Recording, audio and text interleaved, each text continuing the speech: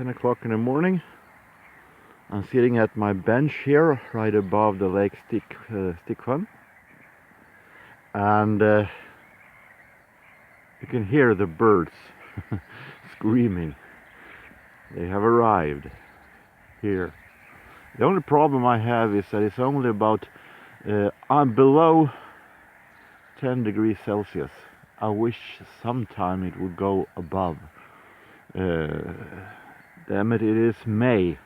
It's soon summertime. Can't have this temperature. Well, hello there. I'm not here to talk about the weather. I'm not here to talk about Stickfun or the birds arriving. I'm here because I thought it was a good idea to change environment for this quick update, vinyl and CD update, or should I say just vinyl update, because I struck gold again. Jazz gold again. I don't know, has there been any fire at any jazz club or at the jazz shop under Jazz in Stockholm? Because it's raining jazz albums right over me, and they are in the finest quality. I don't know what it is. I just go out and I just take it. Take what's coming for me. I found 9 fantastic jazz albums in great quality at Erikshjälpen. And I felt like, why not show it right now? Almost just jazz. There are 2 singles also that are in other genres actually. And I thought it was a good idea to, instead of just doing the same back home, to do it outdoors for once. It's not that warm that it's time to do the balcony season yet, but hopefully soon.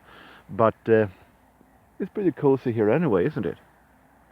So let's start with some singles, and I can start right now with the ones who aren't in the jazz genre. Lionel Richie, Ballerina Girl, another single from the Dancing on the Ceiling album. And we have also, even though it is, as I said, 10 o'clock in the morning, Eddie Murphy, who has a problem with a girl who wants to party all the time at night time. Song created and produced by Rick James. Eddie Murphy, not the greatest singer, but this one is damn funky. I love this one. Classic from the year when I started discovering pop music back in 1995. Now, jazz. Just jazz. This one was extremely odd, and I really needed to have it. Tommy Dorsey and his Clam Bake 7. Tommy Dorsey's Clam Bake 7. I was thinking, did he do any kind of easy listening stuff? No, this is for recordings from between 36 to 46, an EP. Because Tommy Dorsey, just like Benny Goodman and like Ard Shaw had his Grand Mercy 5, Tommy Dorsey also had his band within the band, a smaller band within his big, huge orchestra, and that one was called Clam Bake 7. I had no idea that he had a smaller band. I never seen a smaller band recording with Tommy Dorsey as the leader, so I was extremely surprised with this one. And as you can see here also, Frank Sinatra is doing a vocal on some parts also, and one song, Head on My Pillow. Then we have also this one, an EP with Oscar Peterson. EPs with Oscar Peterson, I have a few, but an EP from Verve, I don't have hardly anyone actually. And this is Hymn to Freedom, containing Hymn to Freedom, Honey Dripper and a Night Train, with Oscar Peterson Trio, which of course is Ray Brown and Ed Thigpen also. This is some kind of an EP that goes along with the Night Train. These are songs that are on the first Night Train album, And it is an EP for the Night Train album, and I didn't know that it existed an EP from that album. I didn't, as I said, even know that Verve released 45s, and with Oscar Peterson, so I was extremely happy and surprised of seeing this.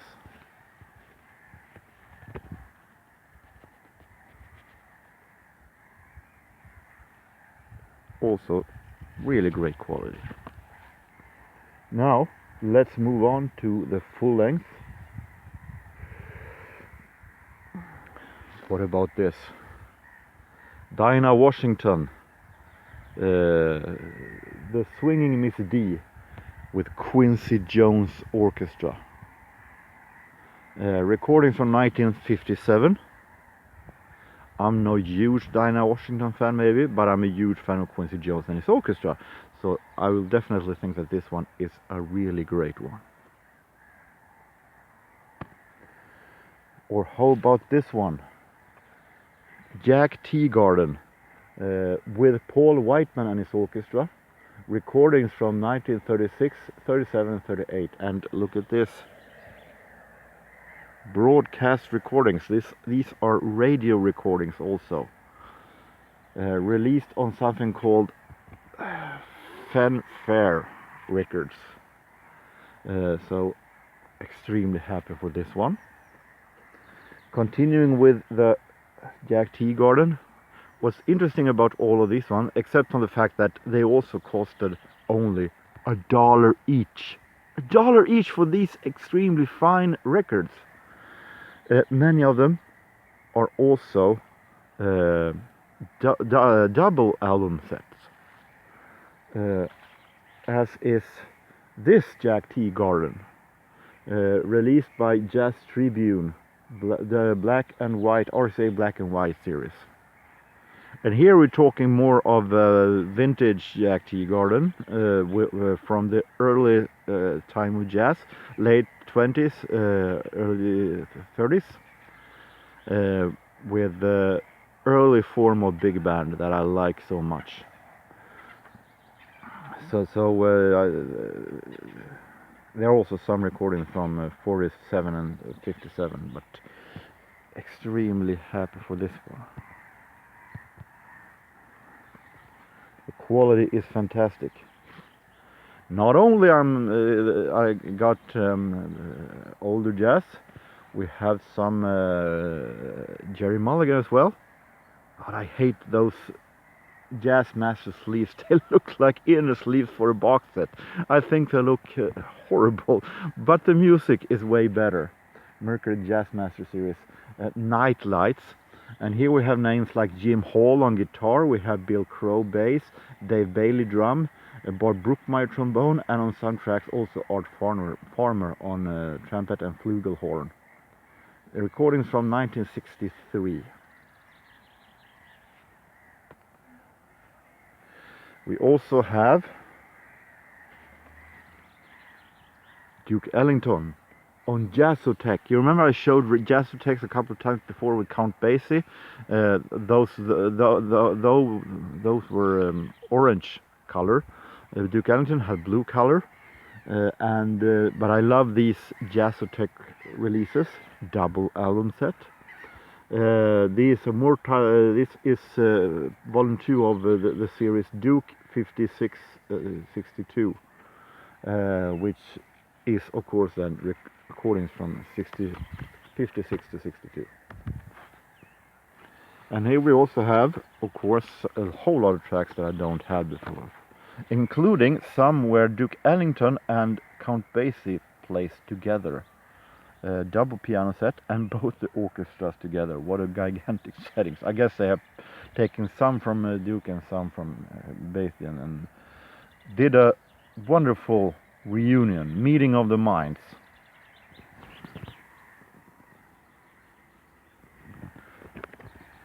Amazing, look at this quality.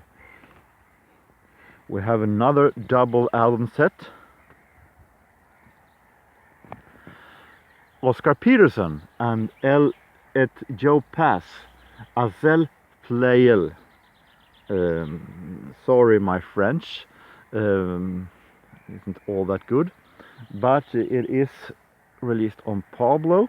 It is a double album set with Oscar Peterson and Joe Pass on guitar, and this is recording from the 70s.